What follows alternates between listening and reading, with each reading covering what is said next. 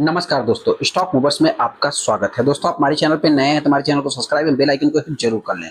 आज हम बात करेंगे लॉरस लैब के बारे में। हालांकि दोस्तों, इस स्टॉक से रिलेटेड मैंने मल्टीपल टाइम वीडियो बनाया है।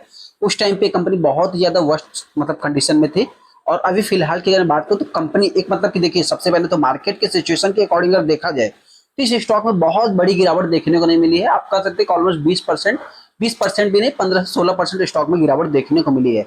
ऐसे में इस स्टॉक में कई बार कि एक हाई वैल्यूम क्रिएट भी होते हैं दोस्तों। कई बार क्या मल्टीपल टाइम आप कर सकते हैं हाई वैल्यूम क्रिएट होते हैं। उसके बाद इस स्टॉक में एक हाई डिलीवरी माल भी उठाया जाता है। अभी इस स्टॉक में करना क्या है, बहुत सारे स्टॉक हो सकता है कि इस स्टॉक को बाई भी कर सकते हैं, क्योंकि दोस्तों हेल्थ सेक्टर से रिलेटेड जैसे अनाउंसमेंट हुआ, बहुत सारे स्टॉक में तेजी देखने को मिली। इस स्टॉक में इतनी कुछ खास तेजी देखने को नहीं मिली है, तो उनको भी क्या करना चाहिए, जिससे रिलेटेड मैं आगे डिस्कस करूंगा।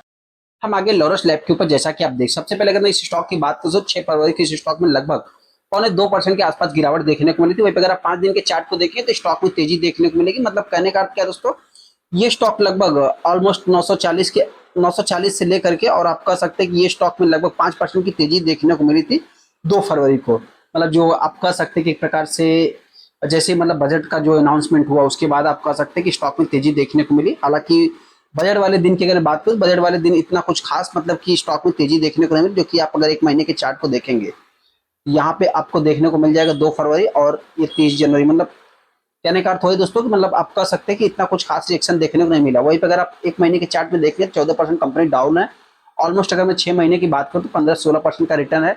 जहां बहुत सारी 6 महीने वाली कंपनियां स्ट्रगल कर रही है, वही पे ये स्टॉक आप कह सकते हैं 15 से 16% डाउन होते हुए दिख रहा है। यहाँ पे इस कंपनी की अगर आप एक साल के चार्ट को देखिए तो एक साल में लगभग 51% का रिटर्न है, और 5 साल की अगर बात करें तो 5 साल में 150% है, और मैक्सिमम अगर आप चार्ट पैटर्न देखेंगे तो कंपनी ने लगभग 900% का रिटर्न बना के दिया है।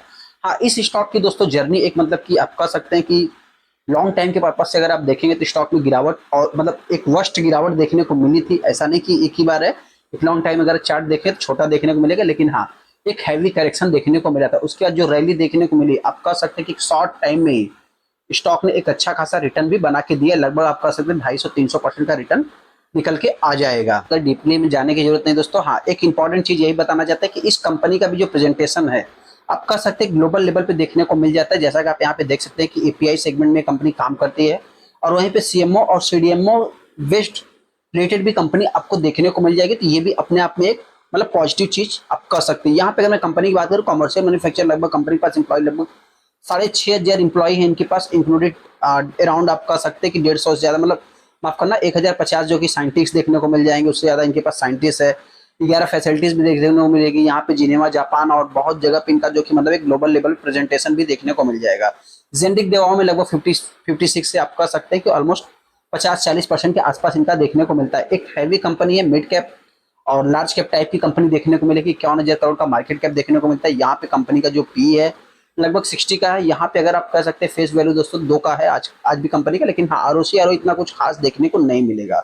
इंपॉर्टेंट चीज क्या है दोस्तों कि अगर इसके आप कंप्यूटर को देखेंगे तो कंप्यूटर कौन है इसका, सन फार्मा, डिविस लैब और टोरेंट फार्मा, ये सब कंपनियां इस कंपनी के आप कह सकते हैं कि कंपटीटर देखने को मिलेंगे। उसमें ये कंपनी बहुत ही छोटी कंपनी देखने को मिल जाएगी।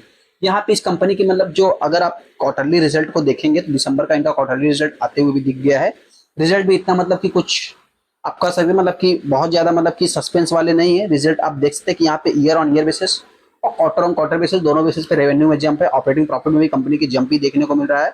यहाँ पे देखिए होता क्या है, कभी कभी बहुत सारे देखिए होता क्या है दोस्तों, यही कि अगर कंपनी एक अच्छा खासा पोजीशन पे बैठी है, टॉप पे बैठी है, तो उसमें जो कंपनी के रिजल्ट आने वाले रहते हैं, या तो उससे कुछ दिन पहले एक तेजी देखने को मिलती है, या कंपनी के रिजल्ट के बाद आप कह सकते हैं गिरावट देखने को मिलती है। क्यों?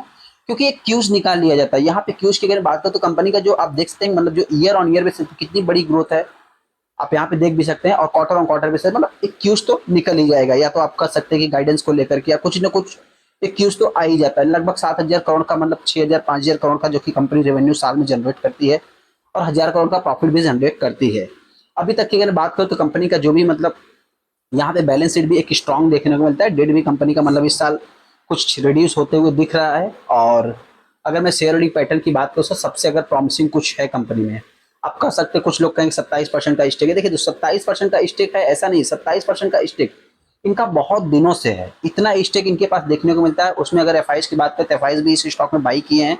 डीआईएस की बात करें, डीआईएस ने भी बाई की है। और रही बात पब्लिक की बात करें, पब्लिक ने भी बाई किया है, कोई पीछे नहीं है। किसने किया तो माफ करना, सेल जो है कि पब्लिक ने किया, यहाँ पे एफआईज और डीआईएस ने बाई किया, हालांकि पब्लिक और प्रमोटर ने भी कुछ सेल किया है। सबसे पहले अगर मैं कंपनी की 52 वीक लो की अगर बात करूं तो उससे देखा तो कंपनी ऑलमोस्ट डबल आज भी है। तो जिनको भी कंपनी मतलब कि नहीं जैसे दोस्तों, आप चाहे तो मतलब कि अपना डिसीजन ले सकते हैं। और सेकंड अगर मैं बात करूं तो मेरा किसी भी टाइप का कोई बाइंग या सेल का रिकमेंडेशन नहीं रहेगा। आप अपना एनालाइज खुद का करना, फिर चाहे तो आप डिसीजन ले सकते हैं। यहाँ पे अगर मैं वैल्यूम ग्रोथ की बात करूँ तो आप देखते हैं कि इस समय थोड़ा सा वैल्यूम कुछ डाउन हुआ है। जैसा कि आप यहाँ पे देखेंगे तो लगभग 1.3 मिलियन आपका सर, लगभग 14 लाख शेयर टोटल ट्रेड हुए, यहाँ पे 11 लाख ट्रेड हुए, यहाँ 12 लाख ट्रेड हुए। इसमें जो डिलीवरी परसेंटेज की मैं बात कर रहा हूँ दोस्तों, एक ये डिसेंट आपका सर देखिए 50%, 60%, 56, यहाँ पे 47, 43, 38। लेकिन उसके बाद भी अगर आप देखेंगे तो यहाँ पे जैसे जैसे मतलब स्टॉक में गिरावट होती है, एक डिसेंट माल उठाया जाता है। इस चीज को अपने को नोट करके चलना है। यहाँ पे कुछ लोग कहेंगे कि यहाँ पे तो तेजी थी, देखिए दोस्तों यहाँ पे तेजी मत देखिए, यहाँ पे गिरावट थी, यहाँ पे माल उठाया गया 50%, यहाँ पे गिरावट थी, यहाँ पे माल उठाया गया, यहाँ पे तेजी थी। तो तेजी के अकॉर्डिंग आप कह सकते हैं कि अच्छा खासा माल भी उठाया गया है। तो इस स्टॉक को बाई करना चाहते हैं, मेरी तरफ से कोई भी रिकमेंडेशन नहीं है। हाँ, अपना खुद का एनालाइज करना, फिर डिसीजन लेना। इंपॉर्टेंट चीज क्या है, इस स्टॉक में अगर गिरावट होती है तो मेरे पॉइंट से 850 तक ये कंपनी आ सकती है। वहीं पे अगर मैं तेजी की बात करूं तो देखिए अभी तेजी की इसके बहुत ही मतलब कि कम चांस है। फिर भी हो सकता है कि मेरे पॉइंट से वही 900 से 1000 के बीच में। आप देखिए मार्केट है दोस्तों, किसी भी डायरेक्शन में जा सकता है, इस समय बहुत ही कम चांस है। लेकिन ना हेल्थ सेक्टर को लेकर के मतलब एक कुछ अच्छा खासा इंडिकेशन देखने को मिल रहा है। तो हो सकता है कि फ्यूचर में ये कंपनी लगभग 1100 के या मतलब 1100 के तो नीचे ही रहने वाली है, बाकी 1000 के आसपास, यही 900 से 1000 के आसपास ट्रेड कर सकती है। मतलब एक लंबा कंसोलिडेशन फेज देखने को मिल सकता है, ऐसा मेरा मानना है। बाकी आपको लगता है चाहे तो वो कमेंट कर सकते हैं। चलिए दोस्तों, वीडियो को लाइक कर दे, चैनल को सब्सक्राइब कर लेते हैं दोस्तों।